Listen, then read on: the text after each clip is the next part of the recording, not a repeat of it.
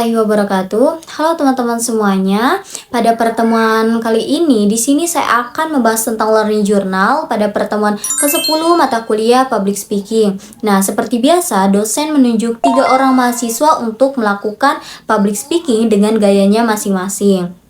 Nah, kegiatan ini menjadi bagian dari latihan untuk melatih keberanian, kepercayaan diri, serta kemampuan menyampaikan pesan di depan umum. Setelah sesi praktik pembelajaran dilanjutkan dengan membaca cerpen, dan kebetulan di situ yang ditunjuk hanya 1 orang, yaitu Maharani Salsabila.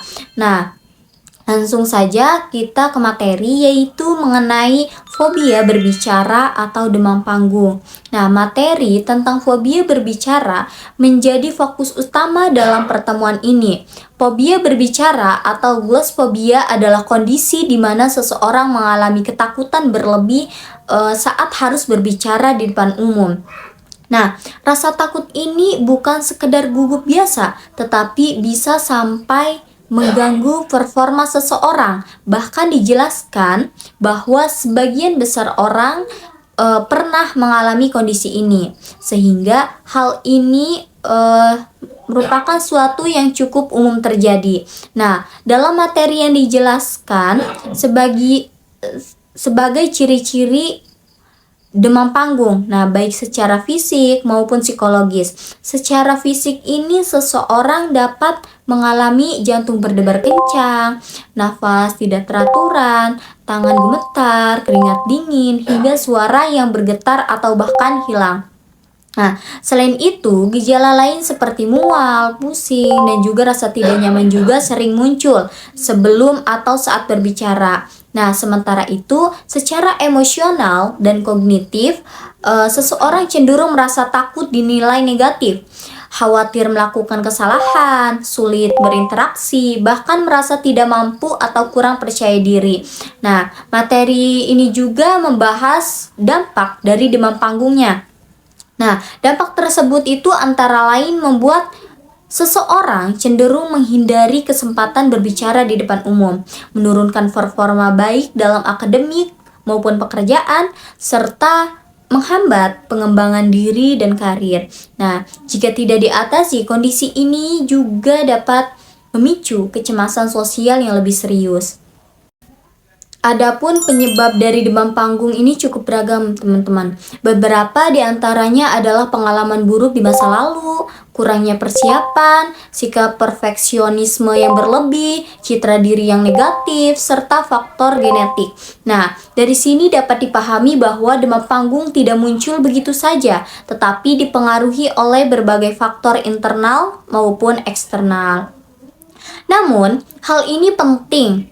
Yang saya pelajari adalah bahwa demam panggung dapat diatasi dengan berbagai cara. Salah satu cara utamanya adalah melalui persiapan yang matang. Nah, seperti memahami materi dengan baik dan membuat catatan yang terstruktur. Selain itu, latihan secara berulang juga sangat penting, baik di depan cermin maupun di hadapan orang lain. Dengan latihan, seseorang akan lebih terbiasa dan percaya diri saat tampil. Materi juga menekankan pentingnya teknik relaksasi dalam mengatasi kecemasan. Nah, seperti melakukan pernapasan, meditasi, serta relaksasi otot. Nah, teknik ini membantu menenangkan tubuh dan pikiran sebelum tampil. Nah, selain itu, menghindari konsumsi kafein berlebih juga dianjurkan agar tubuh tidak semakin tegang. Nah, selain aspek teknis, terdapat juga strategi mental yang perlu diterapkan seperti berpikir positif, melakukan visualisasi keberhasilan, serta menghilangkan pikiran negatif. Nah, kita juga dianjurkan untuk menganggap audiens itu sebagai teman, sehingga rasa takut ini dapat berkurang. Bahkan, dalam materi juga disebutkan bahwa public speaking ini sebaiknya tidak dianggap sebagai beban, melainkan sebagai sesuatu yang menyenangkan. Nah, tips praktis lainnya adalah berlatih berbicara di depan cermin, mengatur napas dengan baik, fokus pada pesan yang ingin disampaikan, serta memberikan sugesti positif pada diri sendiri. Kayak contohnya, saya bisa, saya mampu gitu. Hal sederhana ini ternyata sangat berpengaruh dalam meningkatkan rasa percaya diri kita.